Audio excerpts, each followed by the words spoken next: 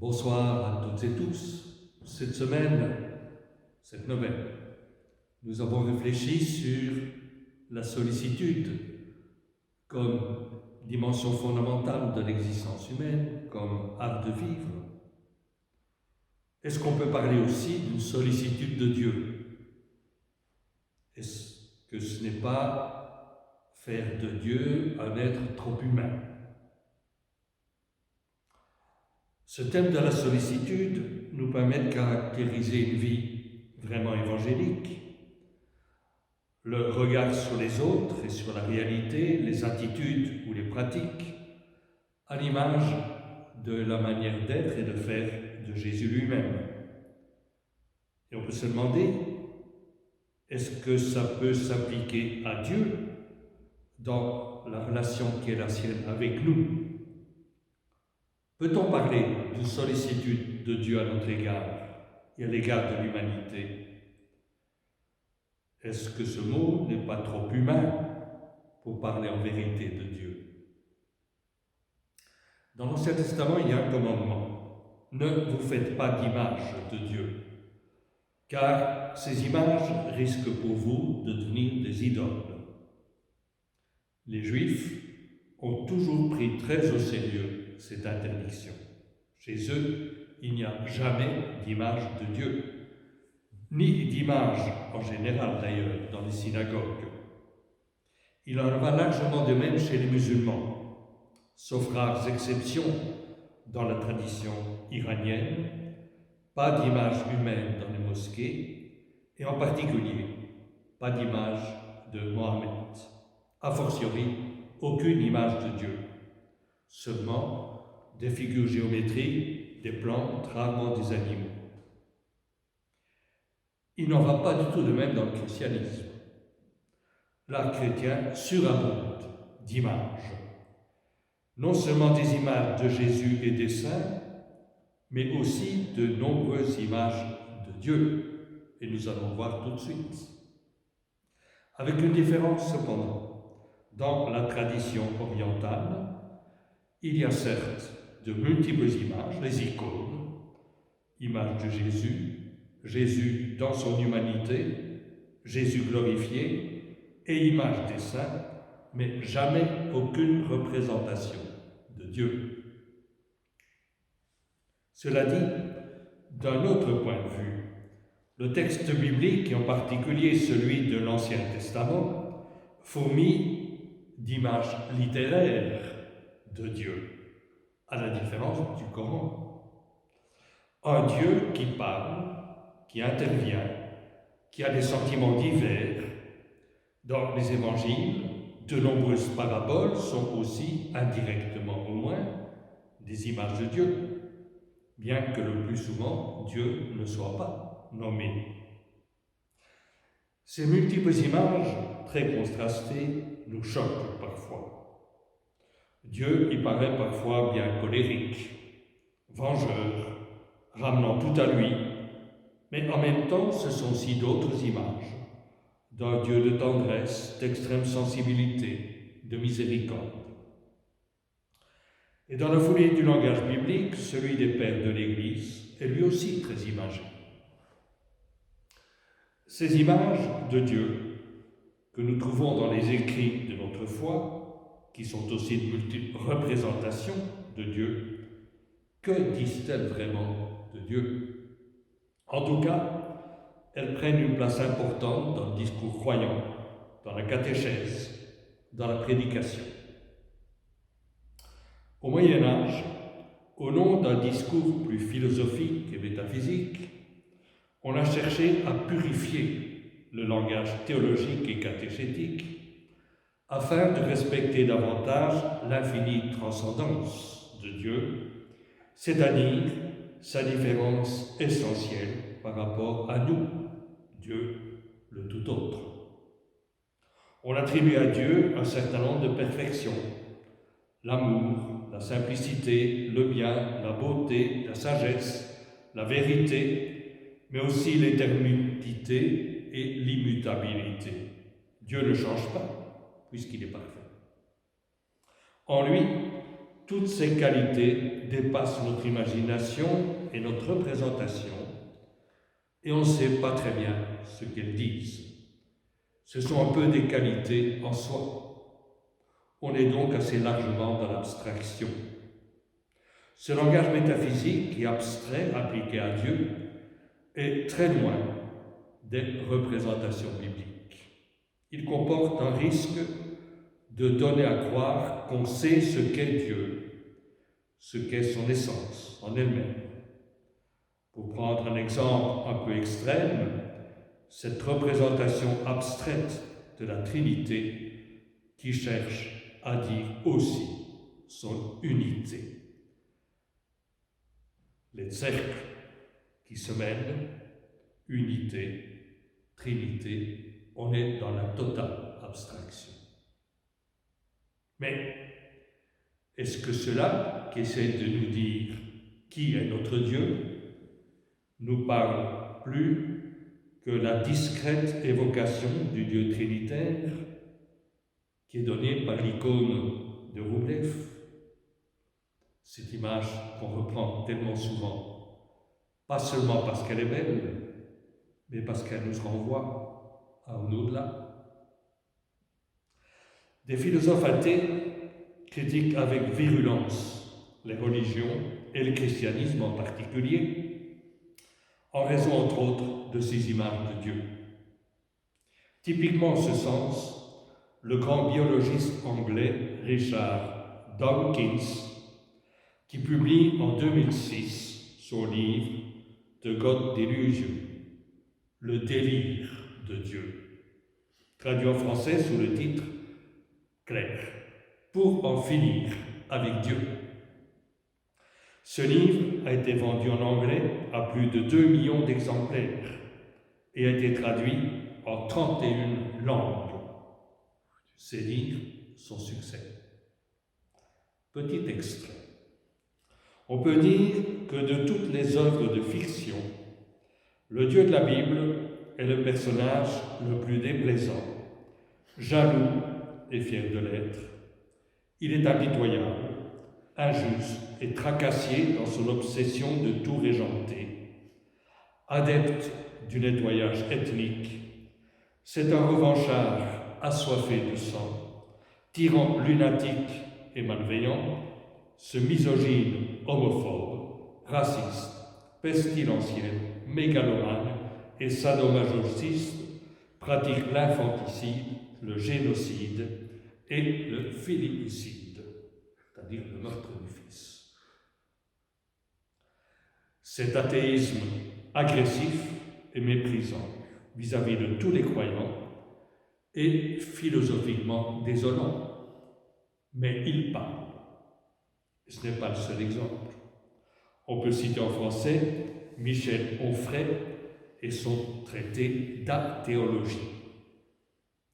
Mais cette critique radicale sur les images du Dieu biblique nous pose quand même une question. Il est évident que les figures bibliques nous renvoient à l'image d'un Dieu très humain, un Dieu animé des sentiments et des comportements variés selon les circonstances et parfois contradictoires. Des sentiments humains et des comportements humains qui ne sont pas toujours glorieux, qu'on pense à la vengeance et à la violence. De telles manières de parler sont-elles dignes de Dieu? Peuvent-elles avoir quelque vérité au sujet de Dieu, notre Dieu, tel qu'il se révèle à nous, en particulier en Jésus-Christ? Ces images ne sont-elles pas trop humaines? Et ne seraient-elles pas le signe de ce que c'est nous qui nous construisons un Dieu à notre image? Les images picturales et les statuaires de notre tradition sont aussi le reflet de ces images bibliques. Et je vous propose maintenant de nous arrêter sur quelques-unes de ces images. La première est une partie d'une fresque de Michel-Ange, un Dieu de puissance. Un Dieu qui surpasse toute chose dans sa grandeur. Une autre image est celle d'un Dieu juge sévère.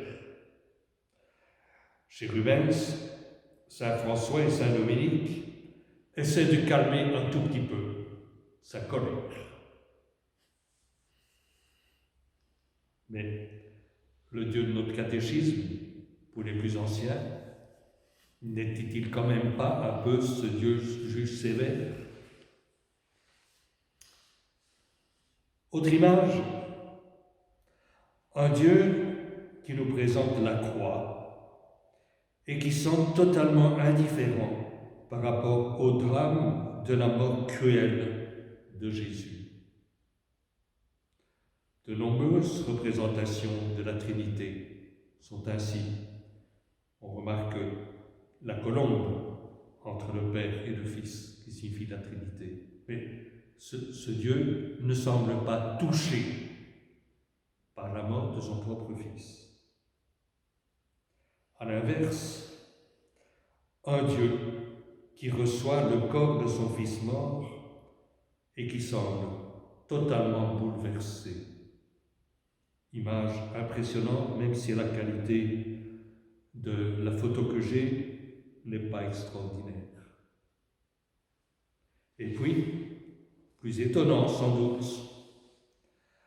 un Dieu qui, face à la mort de son Fils Jésus, semble se demander lui-même, mais comment serait-il possible? Comment en est-on arrivé là? Alors que dans cette représentation, Saint Jean semble lui en faire le reproche. Comment as-tu permis cela? Mentalement, nous nous faisons tous et nécessairement des images de Dieu. Par exemple, à quel Dieu nous adressons-nous dans la prière? Un Dieu qui viendra résoudre nos problèmes? Un Dieu vis-à-vis de qui nous sommes en colère? Un Dieu auquel nous confions nos souffrances, nos craintes, mais aussi nos joies? Un Dieu que nous remercions? Un Dieu nous avons un peu peur, qui suscite en nous une certaine culpabilité? Un Dieu surveillant, tatillon? Un Dieu grand-père plus ou moins bienveillant et bonasse? Et sans doute, cela dépend de notre éducation, de notre culture, mais aussi des moments, des circonstances et des temps de notre propre vie. À l'époque moderne, dans la ligne critique anti-religieuse, la culture de l'Europe occidentale a eu tendance à ranger parmi les fables et les mythes tout le récit biblique et à considérer l'imagerie chrétienne et plus largement toutes ses expressions de foi comme des formes primitives de religiosité non critique. Certaines images de Dieu dans l'Ancien Testament nous gênent. Dawkins n'a aucune distance d'interprétation, mais ces expressions ne sont peut-être pas non plus totalement fausses. Un Dieu violent vis-à-vis des ennemis d'Israël. Un Dieu qui commande après l'Exode d'anéantir les villes conquises, hommes, femmes et enfants, pour s'assurer de ne pas être contaminé par les cultes païens. Autrement dit, de ne pas avoir de concurrents. Un Dieu qui se venge sur Israël pour ses infidélités. Un Dieu qui juge l'histoire sans aucune pitié. D'autres images nous parlent positivement. Un Dieu de tendresse et de miséricorde. Un Dieu qui pardonne. Un Dieu auquel on peut s'adresser dans la prière. Un Dieu libérateur. Un Dieu qui promulgue une loi qui protège les pauvres, qui exige l'accueil des étrangers, qui prend parti pour la justice. Et dans les évangiles, Jésus nomme très peu Dieu, mais il utilise des images, entre autres dans ses paraboles. Un Dieu de bonté qui accueille, qui pardonne. Les ouvriers de la 11e heure, l'enfant prodigue. Un Dieu qui appelle à la confiance, mais aussi un Dieu juge impitoyable. Le jugement dernier chez Matthieu, où la parabole du riche qui festoie et le pauvre Lazare ont quand même quelque chose d'un peu menaçant. Toutes ces images semblent être celles d'un Dieu qui est humain comme nous. Mais est-il alors vraiment Dieu? Ou seulement une projection de notre imaginaire? Ou du moins quant aux images que nous en faisons? Que faisons-nous alors de ces images? Pouvons-nous nous en passer? Est-il souhaitable de s'en passer? Le livre de la Genèse dit que Dieu nous a fait à son image. Si l'être humain est ainsi à l'image de Dieu, il n'est pas étonnant qu'on cherche à comprendre et à dire Dieu à partir de l'expérience humaine. Mais nous pouvons quand même nous poser la question.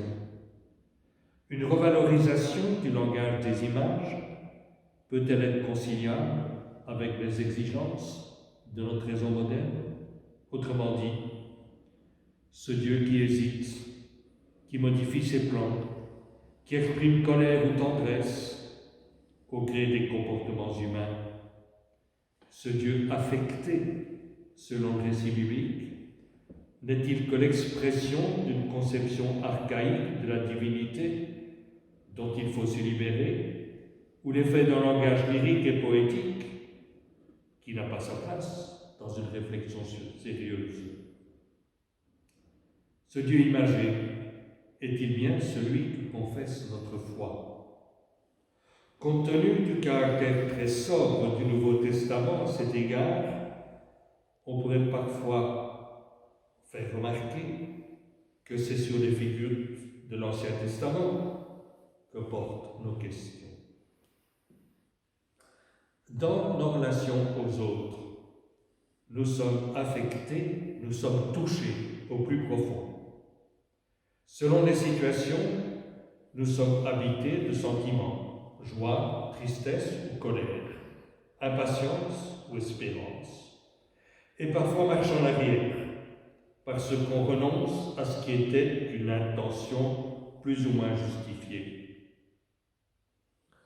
Dans la mesure où nous croyons que Dieu s'engage vis-à-vis de nous, dans la mesure où nous croyons qu'il nous aime, il ne peut pas ne pas être affecté par ce que nous sommes, ce que nous vivons.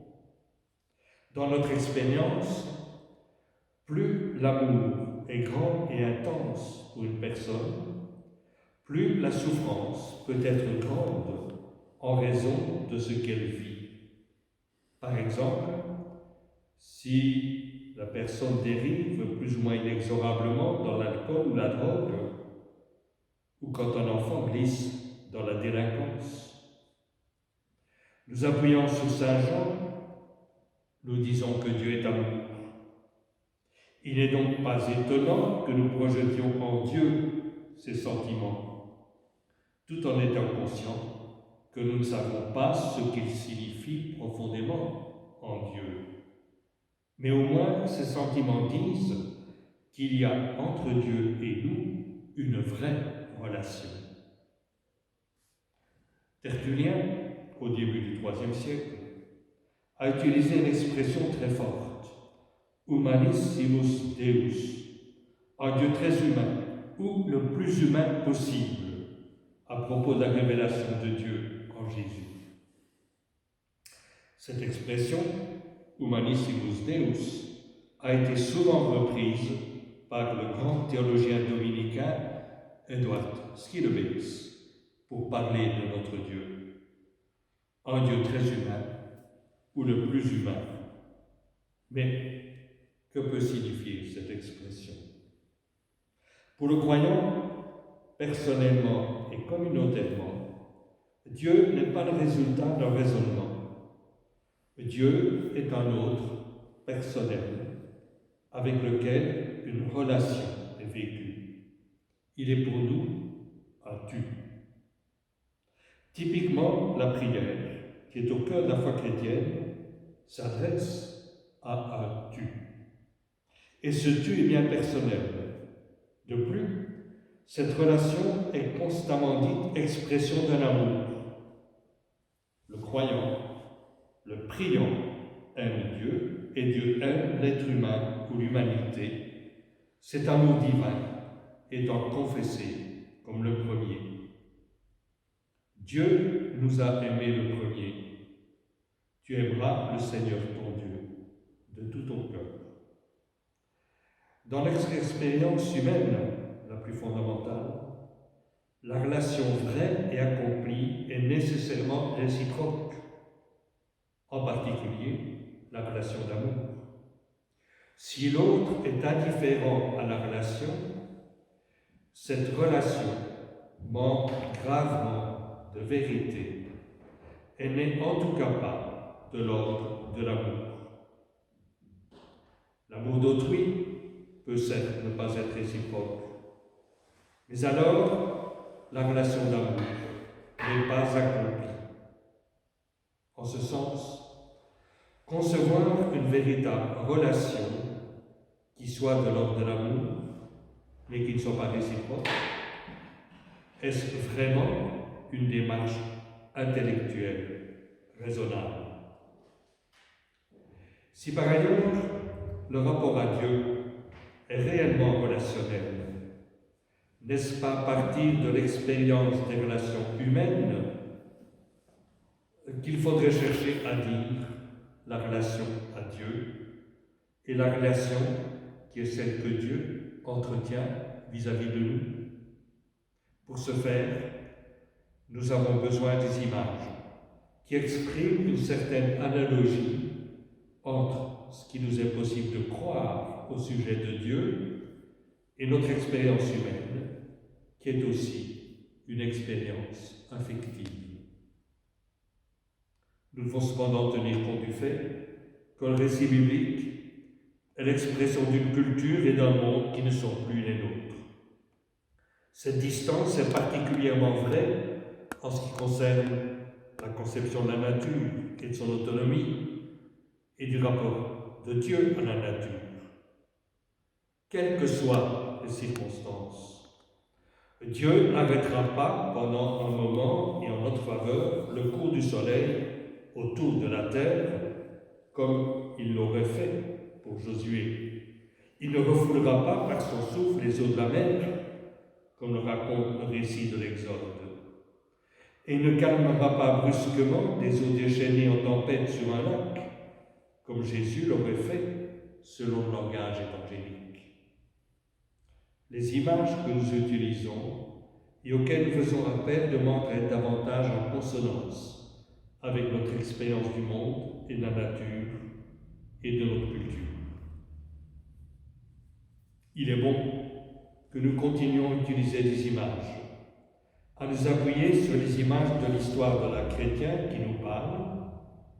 Elles ne nous parlent pas toutes, au contraire, mais aussi de nos représentations mentales, de ce qui peut se dire ou se suggérer dans la poésie, ou indirectement dans certaines œuvres d'art contemporain qui ne font que suggérer.